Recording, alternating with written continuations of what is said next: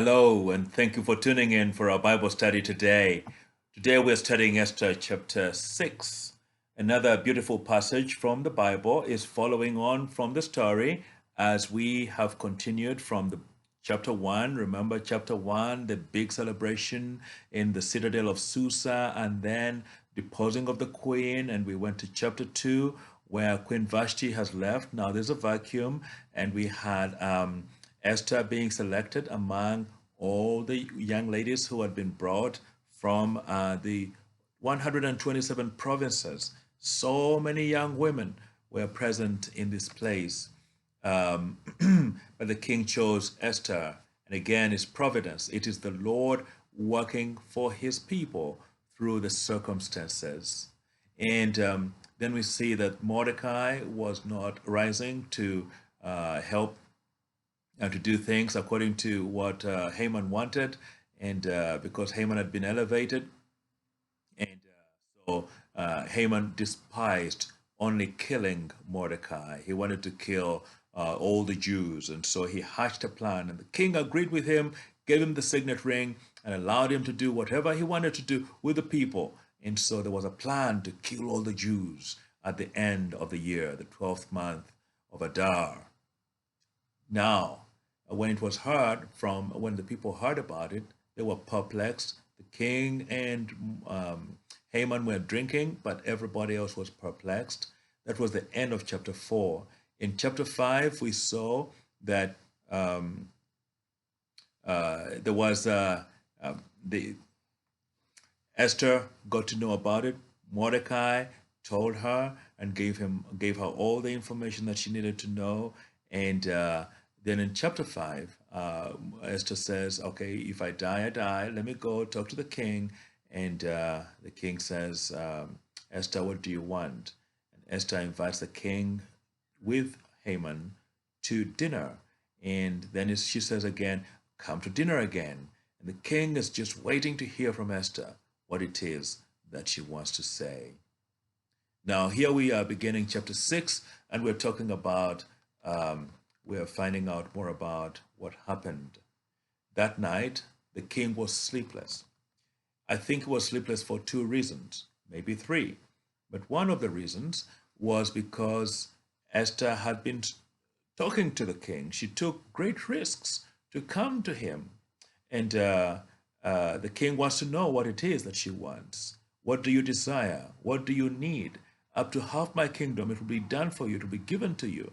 And so, but Esther says, no, sir, please come again to dinner tomorrow. And so the king does not know what this is about. And he is wondering what it is. I think he is wondering, and so he does not sleep immediately. But secondly, the king is under God.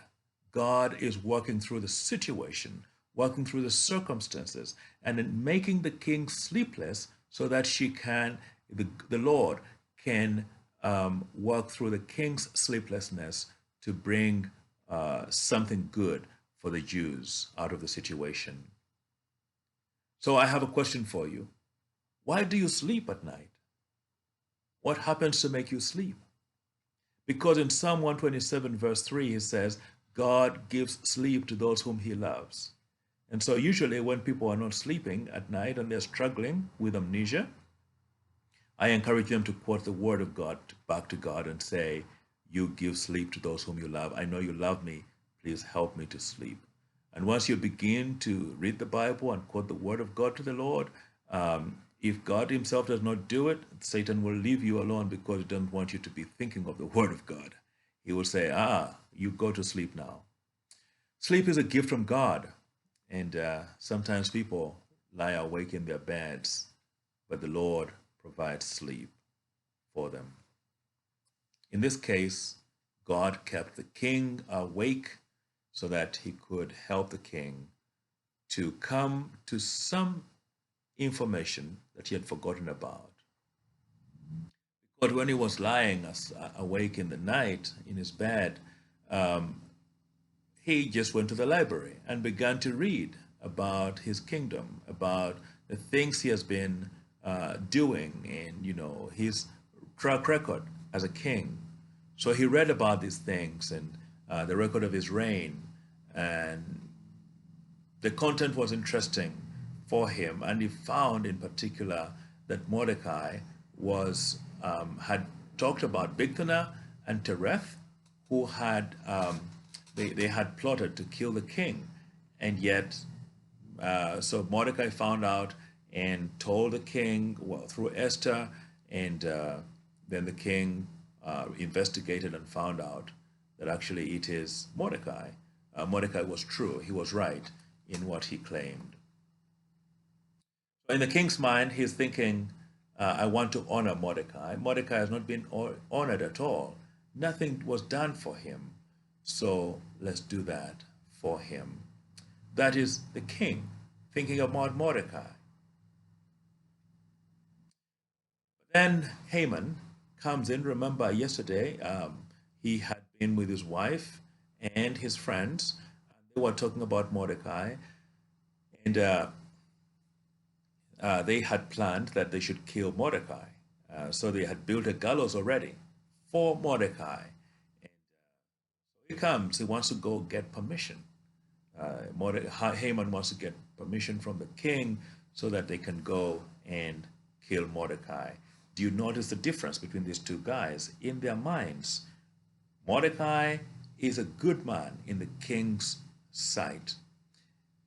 In Haman's sight, though, Mordecai is practically dead. It's just a matter of saying, go ahead and do it, and Mordecai will be killed. Is this a coincidence, or is it providence? Because if they had just talked about Mordecai, the king would disagree with Haman. I don't know how Haman would put it in order to enable the king to see his point. But, you know, the king was already having a lot of good thoughts about Mordecai. So it was difficult for Haman to come and change that. But God did not do that. He did not allow the king to go into a conversation with Haman about Mordecai. Instead, the king had his plan, and he was saying, yes, we are going to have dinner in the evening, but I want to know what to do for this man in the meantime. This is the morning time. So Haman is standing in the court, and the king likes to ask people to give him thoughts about how to deal with situations in the kingdom. So he says, who is in the court? They say, oh, Haman just arrived. So, okay, call him in. So he says to Haman, what should the king do for the man whom he wishes to honor?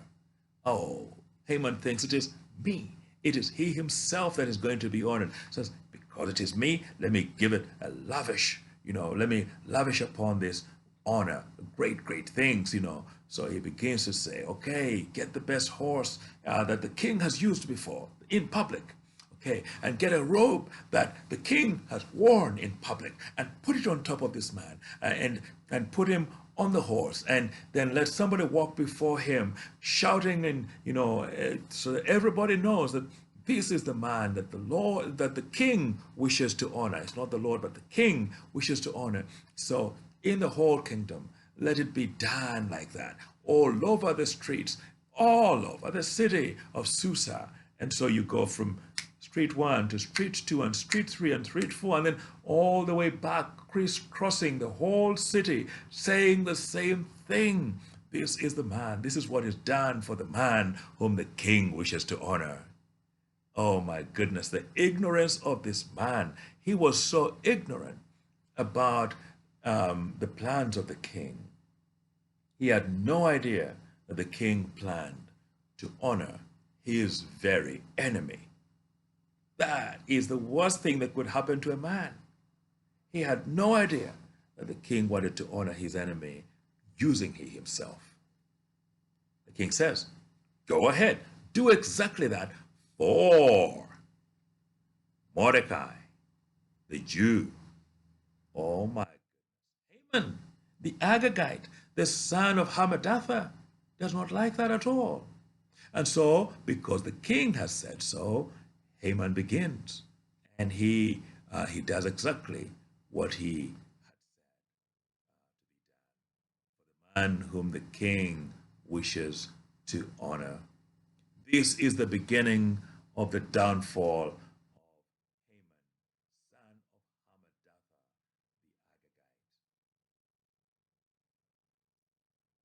He's going to do all that he has suggested for Mordecai, the Jew, whom he hates, whom he despises, whom he wishes to kill.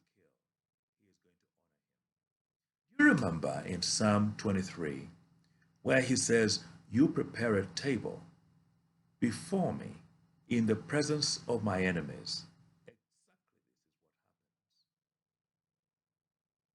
The downfall of Haman has begun. So I have a question for you. Zereth was wise in giving her husband advice to suit his desire. Zereth had said, "Prepare the gallows for him."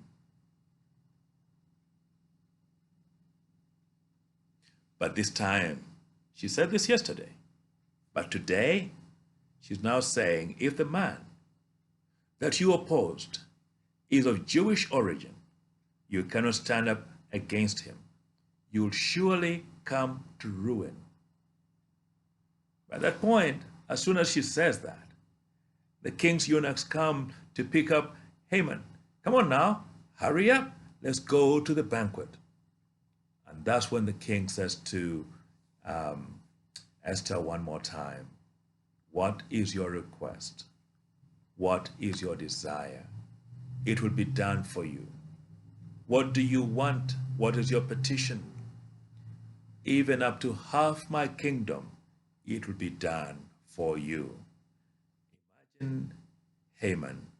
What is Haman thinking? What is Haman worried about at this point?